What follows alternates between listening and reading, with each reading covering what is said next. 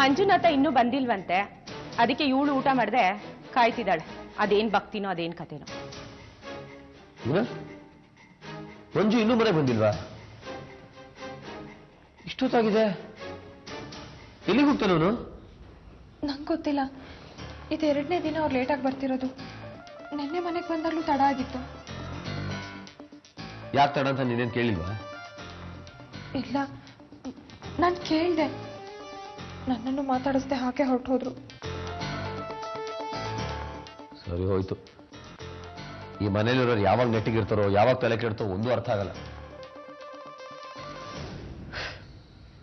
ಇವತ್ತು ಮನೆಗೆ ಬರಲಿ, ನಾನೇ ಕೇಳ್ತೀನಿ ಯಾಕೆ ತಡ ಅಂತ. ಹುಟ್ಟೋ ಮಗುನು ಕಿತ್ಕೊಂಡ, ತಾಯ್ತ ನಾನು ಕಿತ್ಕೊಂಡ. ಯಾಕ್ರಿ ಹೀಗೆಲ್ಲ ಆಯ್ತು? ಹೇಳ್ರಿ, ಮಾತಾಡ್ರಿ. ಏನು ಅಂತ ಮಾತಾಡ್ಲಿ? ನಿಮಗ್ ನನ್ ಮೇಲೆ ಸಿಟ್ಟ? ಇದ್ರಲ್ಲಿ ನಂದೇನು ತಪ್ಪಿಲ್ಲ ರೀ. ನಾನೇನು ತಪ್ಪು ಮಾಡಿಲ್ಲ ನೋಡಿ. ನಾನು ಹೇಳ್ತಾ ಇರೋದು ನಿಜ. ನಾನೇನು ತಪ್ಪು ಮಾಡಿಲ್ಲ. ನೀನು ಒಳ್ಳೇದು ಮಾತಾಡಿದ್ದನ್ನ ನಾನು ಯಾವತ್ತೂ ಕೇಳಲಿಲ್ಲ. ಬರೀ ಕೊಂಕು ಮಾತಾಡೋದು, ಇನ್ನೊಬ್ಬರ ಜೀವನ ಹೇಗೆ ಹಾಳು ಮಾಡೋದಂತ ಯೋಚನೆ ಮಾಡೋದ್ರಲ್ಲೇ ಕಾಳ ಕಳೆದ್ಬಿಟ್ಟೆ. ಅದಕ್ಕೆ ಆ ದೇವರು ನಮಗೆ ಈ ಶಿಕ್ಷೆ ಕೊಟ್ಬಿಟ್ಟ. ನೀವ್ ನನ್ಗೊಂದು ಸಹಾಯ ಮಾಡ್ತೀರಾ? ಏನು ಹೇಳು? ನಾನು ಕಾಂತಿನ ನೋಡ್ಬೇಕು ರೀ. ಅವಳ ಹತ್ರ ನಾನು ಕ್ಷಮೆ ಕೇಳ್ಬೇಕು. ಕಾಂತಿನ ಕರೆಸ್ತೀರಾ? ಕರೆಸ್ತೀನಿ.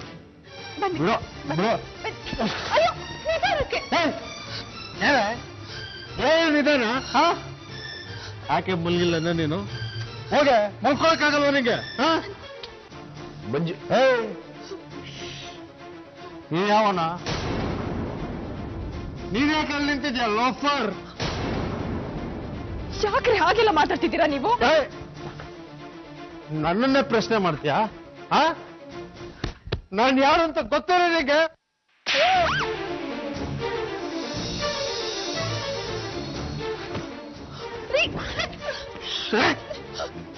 ಮುಟ್ಟಬೇಡ ನನ್ನ.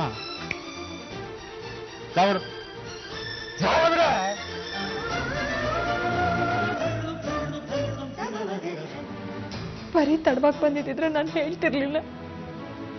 ಆದ್ರೆ ಅವರಿವತ್ತು ಕುಡ್ಕೊಂಡ್ ಬಂದಿದ್ದಾರೆ. ತುಂಬಾ ಕುಡ್ದಿದ್ದಾರೆ. ಅಷ್ಟೇನಾ? ಈಗ ಯಾರು ಕುಡಿಯಲ್ಲ ಹೇಳು? ಏನೋ ನನ್ ಮಗ ದೊಡ್ಡ ತಪ್ಪು ಮಾಡಿದಾನೆ ಅನ್ನೋ ತರ ನನ್ನ ಹತ್ರ ಬಂದು ದೂರ ಹೇಳ್ತಿದ್ದಾಳೆ. ಹೋಗ್ಲಿ, ಈಗ ನಾನೇನ್ ಮಾಡ್ಬೇಕು? ಅವನ್ನ ಮನೆಯಿಂದ ಆಚೆ ಕಳಿಸ್ಬೇಕಾ ಅಥವಾ ಕರ್ಸಿ ಬೈಬೇಕಾ? ಗಂಡ ಕುಡಿದೇರ ಹಾಗೆ ನೋಡ್ಕೊಳ್ಳೋದು ಹೆಂಡತಿ ಜವಾಬ್ದಾರಿ. ಅವಳು ಪ್ರೀತಿ ತೋರಿಸಿ ಅವನು ಮನೆಗೆ ಬೇಗ ಬರೋ ಹಾಗೆ ಮಾಡ್ಬೇಕು. ನಿನಗ್ಯಾಕೆ ಚಿಂತೆ? ಅವನ ಹೆಂಡತಿ ಬಂದ್ಮೇಲೆ ಅದನ್ನ ನೋಡ್ಕೋತಾಳೆ. ಯಾಕಂತೆ? ಇವಳ್ಯಾಕೆ ನೋಡ್ಬೇಕಂತೆ? ಕಾಂತಿ ಈ ಮನೇಲಿದ್ದಾಗ ಕಷ್ಟ ಕೊಟ್ಟಿ ಸಾಲ್ದಂತ ಅವಳಿಗೆ. ತಾನು ಮಾಡಿದ ತಪ್ಪು ಅಂತ ಅವಳಿಗೆ ಅರ್ಥ ಆಗಿದೆ. ಅಮ್ಮ, ನೇತ್ರ ಈಗ ಮೊದ್ಲಿನ ತರ ಇಲ್ಲ. ಸಾಕ್ ಸುಮ್ನಿರೋ. ಹುಟ್ಟುಗುಣ ಸುಟ್ರು ಹೋಗೋದಿಲ್ಲಂತೆ. ಹೇಳ್ತಾರಲ್ಲ, ಅದೊಂಥರ ಸ್ಮಶಾನ ವೈರಾಗ್ಯ ಅಂತ. ತನಗೆ ಹೀಗಾಗಿರೋದಕ್ಕೆ ತಾನು ಮಾಡಿರೋ ಪಾಪನೇ ಕಾರಣ ಅಂತ ನಂಬ್ಕೊಂಡು ಕೂತಿದ್ದಾಳೆ. ಅದಕ್ಕೆ ಅಮ್ಮ ಅವಳು ಕಾಂತಿ ನೋಡ್ಬೇಕು ಅಂತ ಹೇಳ್ತಿರೋದು. ನೀನ್ ಹೋಗಿ ಕರೆದ ತಕ್ಷಣ ಬಂದ್ಬಿಡ್ತಾಳೇನೋ ಕಾಂತಿ? ಹೋಗಿ ಕೇಳ್ತೀನಿ. ಯಾಕೆ ಬರಲ್ಲ? ಬಂದೇ ಬರ್ತಾಳೆ. ನೋಡೋದಂಗ, ಶರಣ ತುಂಬಾ ಒಳ್ಳೆ ಹುಡುಗ. ಅವನಿಗೆ ಮದುವೆ ಆಗಿಲ್ಲ, ಗೊತ್ತಾಯ್ತಾ? ಇಲ್ಲ ಸತ್ಯಣ್ಣ, ನಾನೇ ಫೋಟೋ ನೋಡಿದ್ದೀನಿ.